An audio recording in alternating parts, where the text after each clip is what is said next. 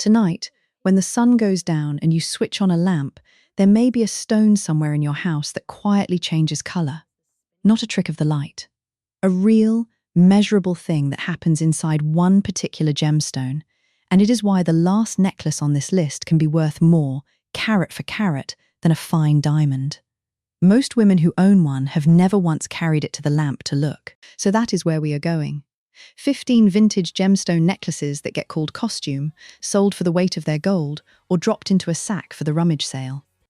And with each one, the honest tell that separates the $40 strand from the one that should not leave your house until somebody qualified has seen it.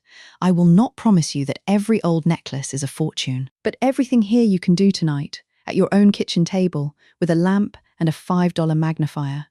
No chemicals, no flames. Let's start at 15. Number 15. The opal that flashes like a rainbow. A milky stone in an old gold mount that throws green and orange and a wink of red when you tilt it. Here is the tell, and it is not the one you usually hear. Do not look at the back. On most old settings, the back is closed. Look at the stone edge on. A solid opal shows colour running down into the body of the stone, irregular, with no straight lines. An assembled stone gives itself away with one detail, a dead straight, ruler-flat dark line where a thin slice of opal was glued onto a dark backing. That is a doublet. A clear dome sitting on top like a little windshield makes it a triplet. And never soak an opal, never put it in an ultrasonic cleaner. Opal holds water in its structure, and sudden change can craze it. Solid Australian opal with strong play of colour has been known to reach well into the thousands at auction. A factory can glue up a doublet all day. Nobody has ever built a machine that makes a solid opal. Number 14. The amethyst that used to be royalty. Deep purple stones in a Victorian mount that looks far too grand for the price anybody offers you. Amethyst was once counted among the most precious stones on earth. Then, in the 1800s, enormous deposits opened in Brazil and Uruguay, and the supply exploded. The stone did not change. The scarcity did. Within a generation, it fell out of the precious class, so the value moved into the workmanship. Take your magnifier to the setting. Hand-built collets, each stone in its own little cup, small irregularities no machine would leave. In the stones, look for gentle colour zoning, patches of deeper and lighter purple, which is natural. A fine Victorian amethyst necklace in original condition has been recorded selling in the low thousands. The mineral is common now. The 19th century goldsmith is not. Number 13. The coral nobody discusses honestly. Salmon pink or deep ox blood beads, often graduated, often on an old barrel clasp. Your tell is texture. Under the magnifier, natural precious coral shows a fine, faint parallel grain, like the grain in wood. Dyed bamboo coral shows the dye pooling darker in the pores. Plastic shows a mold seam and warms in your hand, while coral comes to your fingers cool. Now the part other videos skip. Some coral species are protected under wildlife regulations, and those rules differ by state and change over time. That is not a scare tactic, and it is not legal advice. Before you sell, ship, or donate a coral piece, check the rules where you live. Same for anything you suspect is ivory or tortoiseshell. Nobody is eager to teach you this, because the honest lesson ends in the word paperwork, and paperwork does not sell. Number 12. The lapis that may be dyed jasper. Deep saturated blue, sometimes with glinting flecks of gold. That blue was once ground into paint that cost more than gold by weight. Your first tell is those gold flecks. In real lapis, they are pyrite, actual metallic mineral, so they catch light in hard little glints at random angles. Imitations look flat and evenly scattered. The second, done carefully. Much of what is sold as lapis is dyed jasper. Touch a cotton swab with a little acetone to a hidden spot near a drill hole. If blue comes off on the swab, you have dye. Window open, away from any flame, never on a visible surface. The dye costs pennies, which is precisely why the market is full of it. Number 11. The moonstone that looks like a cloudy marble. Smooth grey-white domes, no facets, usually in silver. To modern eyes, it can look like a stone somebody forgot to polish. Tilt it slowly under a single lamp. In a true moonstone, a soft blue light rolls across the dome and moves as you move, like a light underwater. Gemologists call it adularescence, and it comes from microscopically thin layers inside the feldspar scattering light. That glow travels. It has direction. The common imitation is an opalescent glass, and it gives itself away beautifully. Hold it up with a lamp behind it. That glass tends to glow warm orange in transmitted light while looking blue in reflected light. A real moonstone keeps its cool blue shimmer either way. The glow is an accident of how the crystal grew. No marketing department can commission one. Number 10. The blue stone that might be American. In the 1890s, a Montana prospector hunting gold kept finding heavy blue pebbles clogging his sluice box. He mailed a cigar box of them to New York, to George Frederick Kunz, the gemologist at Tiffany and Company. Kunz recognized them immediately as sapphire and paid for the box. That was Yogo Gulch. Yogo sapphires turned out to be remarkable. A cornflower to violet blue that holds under any light, unusual clarity. And here is the astonishing part: they almost never need heat treatment. The Gemological Institute of America has published a full study of Yogo material. Most sapphire on Earth has been heated. Yogo came out of the ground already right. In an old necklace, look for small stones, unusually even color with no washed-out window in the middle, set in modest American gold or platinum from about 1900 through the 30s. Sometimes the family remembers a Montana connection. Origin lives on a piece of paper, and paper is the one thing an estate sale never has time for. Number 9. The emerald that looks cracked and ruined. A soft green stone, and with a light behind it, you can see what looks like a spider web of fractures inside. The French have a lovely name for it: the jardin, the garden. Nearly every natural emerald grew with those veils and wisps and tiny crystals, and their absence, not their presence, is what should worry you. Under the magnifier, you want a 3-dimensional tangle at different depths. Bubbles that are perfectly round, all the same size, in swirls, point toward glass. And now the single most expensive mistake made with emeralds. Almost all of them are treated with oil or resin to fill surface-reaching fractures, which is normal and accepted. But it means you must never put an emerald in an ultrasonic cleaner, a steam cleaner, or hot water with detergent. It strips the filler, and the stone can go cloudy in one afternoon. Warm water and a soft brush. Nothing else. Number 8. The ruby that may not be a ruby at all. This is the biggest trap in coloured stones right now. Since roughly 2004, enormous quantities of low-grade fractured corundum have been flooded with molten lead glass. The glass fills the cracks, the stone looks clear and richly red, and it is sold as ruby, often undisclosed. The Gemological Institute of America does not call these rubies. Their reports describe a manufactured product of lead, glass, and ruby. Your tel and a drugstore magnifier can often catch it. Rock the stone slowly under a bright light and watch the fractures. A flash of electric blue or orange skating along a crack is the glass. Look also for flattened, coin-shaped gas bubbles trapped in the fractures. Natural rubies show fine, silky needles growing in 3 directions instead. And these composites are fragile in a way no real ruby is. Lemon juice damages them. Household cleaner damages them.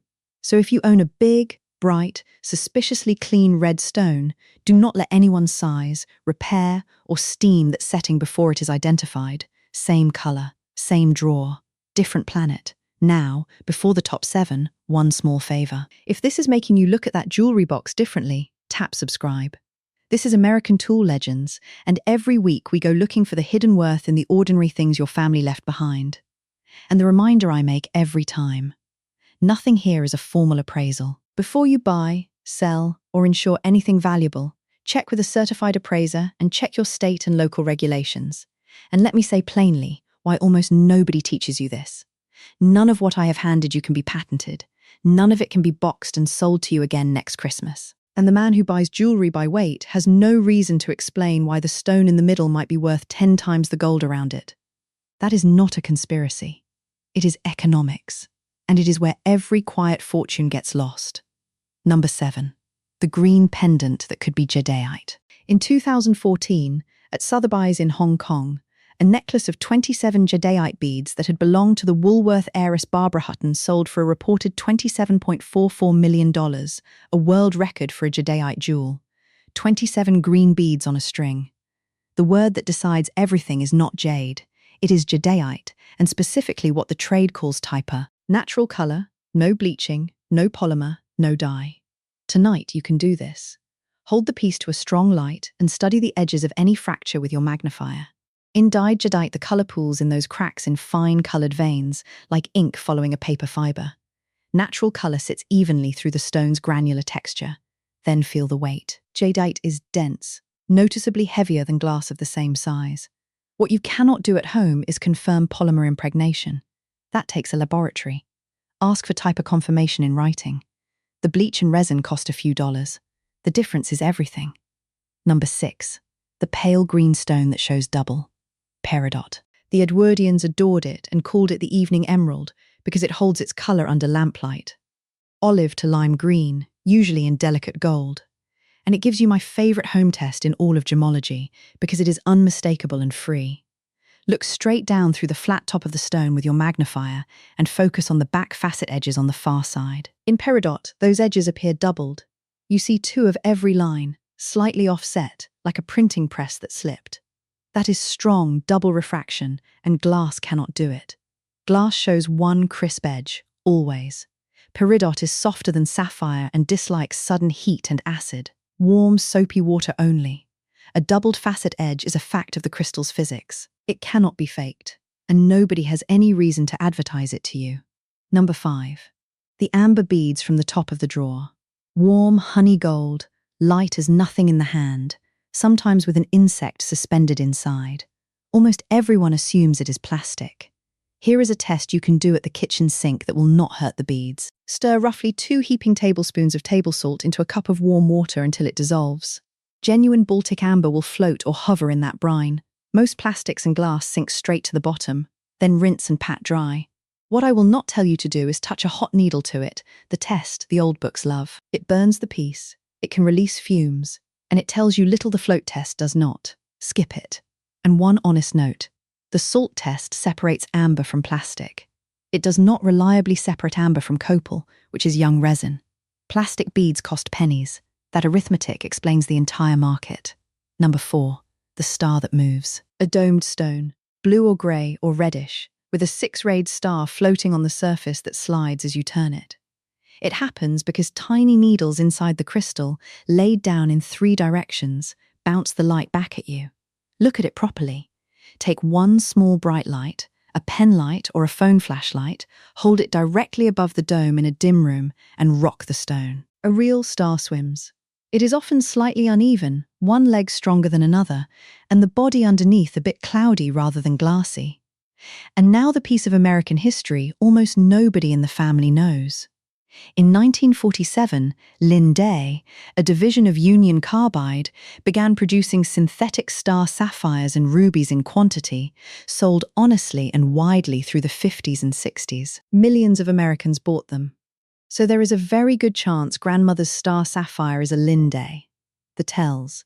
The star unusually perfect, all 6 legs equal and razor sharp, the body colour uniform and vivid, the back often flat and polished. A Linde is not a fraud and it is not junk. It is a genuine piece of mid-century Americana with a collector market of its own. But it is not a natural star sapphire, and the gap in value is very large. One was made in a furnace in New York. The other took 100 million years. Number 3. The green garnet with a horse's tail inside it. Demantoid is a green garnet, found in the Ural Mountains in the middle 1800s. It throws more rainbow fire than a diamond. Carl Feyberg used it in imperial work, and George Frederick Kunz, that same Tiffany gemologist from the Montana story, reportedly bought all the rough he could get his hands on. And here is the extraordinary part. Inside many of these stones, there is a spray of fine golden fibers radiating from a single point, exactly like a horse's tail. You can see it with a 10-power magnifier. Collectors pay more for the stone with the tail than for the clean one. Let me be accurate where a lot of videos are not. Horsetails were long treated as proof of Russian origin, and that is not quite right. Very similar inclusions have been documented in Demantoid from Italy and from Pakistan, and the Gemological Institute of America has published on that question. So a horsetail tells you Demantoid. It does not by itself tell you Russia. Nobody can grow a horsetail. That is the whole premium, free to anyone with a magnifier and the patience to look. Number 2. The clasp is the calendar.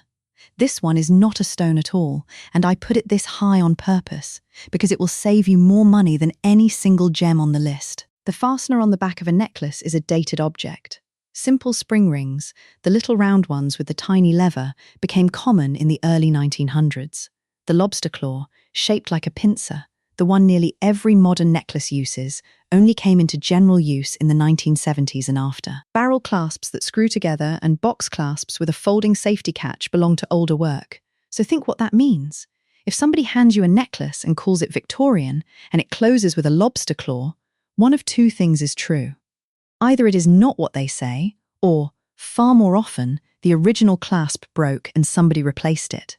That is not a crime, but it changes the value, and now you know to ask. And one more that costs nothing. On a strand of beads, look for a small knot between every bead, which is how good strands were finished. So if you have an old necklace with a broken clasp, do not run out and have a shiny new one soldered on. Take it to somebody who deals in antique jewelry first. The clasp is where the object writes down its own date. It is also the first thing a hurried repair erases. And now, number 1. The stone that changes colour, Alexandrite. Found in the Ural Mountains around 1830 and named for the young man who would become Tsar Alexander II. Green in daylight, red in lamplight. The old jewellers called it emerald by day, ruby by night, and for once the trade poetry is simply accurate. The mechanism is real and measurable. Chromium inside the chrysoberyl absorbs a band through the middle of the visible spectrum and leaves 2 windows open, one green and one red. Daylight is rich in blue, so the green window wins. An old incandescent bulb is rich in red, so the red window wins. So here is your test. Take the piece to a window in daylight and look. Then carry it into a dim room and hold it under a warm incandescent lamp, not a cool white bulb. And watch. Now the honest flip. A true Alexandrite is green or bluish-green in daylight, never violet, never grey-blue. Because natural Alexandrite has always been extraordinarily rare, an enormous amount of what was sold as Alexandrite through the 40s, 50s and 60s was in fact synthetic colour change sapphire, which shifts from violet blue to purplish red. That stone is pretty. It is not Alexandrite. And it is sitting in a great many American jewellery boxes right now with a story attached. So the rule is simple. If it goes violet to purple, you most likely have the synthetic sapphire, a charming period piece worth modest money. If it goes genuinely green to genuinely red, stop. Do not sell it, do not clean it, do not let anybody talk you out of it across a counter. Take it to a certified appraiser and ask for a laboratory report identifying the species. Fine natural Alexandrite over 1 carat has been reported selling at tens of thousands of dollars per carat, which can exceed fine diamond. Both stones change colour in your hand. Only one of them changes your year. So there they are. 15 necklaces, and not one of them asked you to guess whether something looked expensive. Every tell was physical.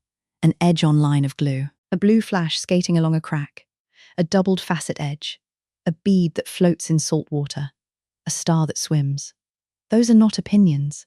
They are facts about how matter behaves, and they do not care who is holding the piece. So before you sell anything, donate anything, or hand a box to an estate sale company, do 3 things. Photograph every piece front and back in good daylight. Write down whatever the family remembers about where it came from, because provenance is real money and memory is the only place it lives. And take the promising pieces to a certified appraiser. Now I want an argument. Here is my unpopular opinion. The flashiest, brightest stone in most family jewellery boxes is the least likely one to be valuable, and the dull, cloudy thing beside it is the better bet. Big and bright is cheap to manufacture. Cloudy and strange is what nature produces. So tell me in the comments, do you have a stone that changes colour under the lamp? A green pendant everyone calls jade? A star sapphire from the 1950s? And has anyone in your family ever been talked out of a piece by somebody at a counter who was in a hurry? Tell me that story. Those are the ones I read twice. This is American Tool Legends. Thank you for spending this time with me. Go get the box, take it to a good lamp, and look at it like you have never seen it before. Take care of yourself, and take care of those treasures. I will see you in the next one.